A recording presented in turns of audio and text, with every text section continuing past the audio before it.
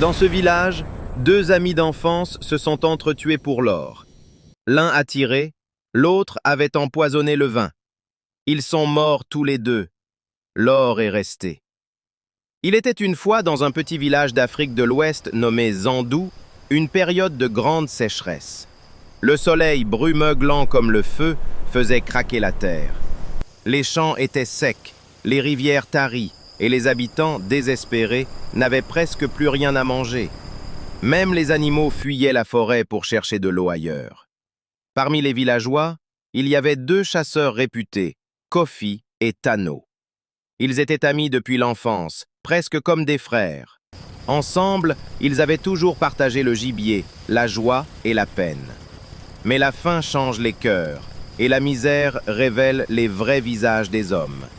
Un matin, alors que le vent chaud soufflait sur le village, Kofi dit à son ami « Tano, si nous restons ici, la faim nous tuera. Peut-être que nous trouverons quelque chose à chasser. Oui, partons. Les ancêtres guideront nos pas. » Ils prirent leurs arcs, leurs flèches et un peu d'eau.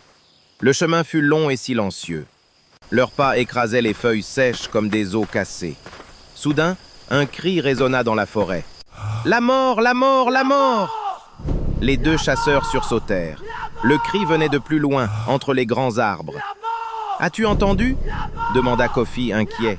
« Oui. Allons voir, peut-être que quelqu'un a besoin d'aide, » répondit Tano. Ils s'approchèrent prudemment, jusqu'à apercevoir une silhouette étrange. Le fou du village, celui que tout le monde appelait Kama le dérangé. Il était accroupi, les yeux écarquillés, fixant quelque chose qui brillait au sol. Devant lui, un petit tas de pépites d'or scintillait sous la lumière.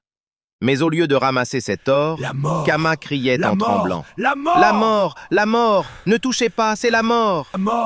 Et effrayé par sa propre découverte, il s'enfuit à toutes jambes, disparaissant dans la brousse.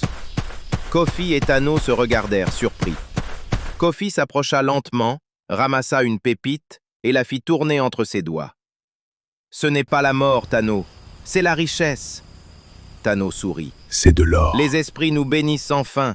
Nous allons devenir les plus riches du village.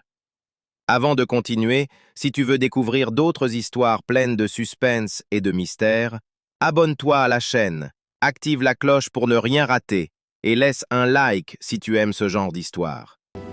Ils s'assirent, contemplant leur trésor. Mais peu à peu, leurs cœurs commencèrent à changer. Le silence entre eux devint lourd. Chacun pensait à la même chose.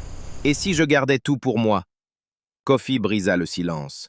« Mon frère, va au village chercher du vin de palme. Nous devons fêter notre chance avant de partir. » Tano accepta sans méfiance. Il prit le chemin du retour, un sourire aux lèvres, mais aussi une idée sombre dans la tête. Quand il boira le vin, pensa-t-il, Je mettrai du poison dedans. Ainsi tout l'or sera à moi. Kofi, resté seul, fixait les pépites d'or. Son regard devint froid. Pourquoi partager? Cet or est à moi. Il chargea son fusil, se cacha derrière un arbre et attendit. Des heures plus tard, Tano revint, tenant une calebasse remplie de vin. « Mon frère, j'ai ramené le vin, buvons à notre richesse !» Mais à peine eut-il posé la calebasse que le coup de feu éclata. Tano tomba, le regard vide, la main serrée sur la calebasse. Kofi s'approcha, haletant. « Pardonne-moi, mais je ne pouvais pas partager, » murmura-t-il. Épuisé, il posa son fusil et, pris par la soif, but quelques gorgées du vin. Quelques instants plus tard, son corps se tordit de douleur. Le poison faisait effet. Il comprit alors. Oh non, il avait pensé la même chose. Il s'écroula près du corps de son ami, le souffle court, les yeux fixés sur l'or brillant. Le vent se leva, soulevant la poussière. Au loin, le fou revint, marchant lentement, riant d'une voix étrange. « Je vous avais prévenu, la mort, la mort, la mort !» L'or resta là, étincelant sous le soleil, mais personne ne vint jamais le réclamer. Les deux chasseurs furent retrouvés le lendemain, morts côte à côte, les mains presque posées sur leur trésor maudit. L'avidité transforme l'homme en bête. Celui qui veut tout garder finit par tout perdre. La vraie richesse n'est pas dans l'or, mais dans la paix du cœur. Et toi, qu'as-tu appris dans cette histoire? Dis-le en commentaire.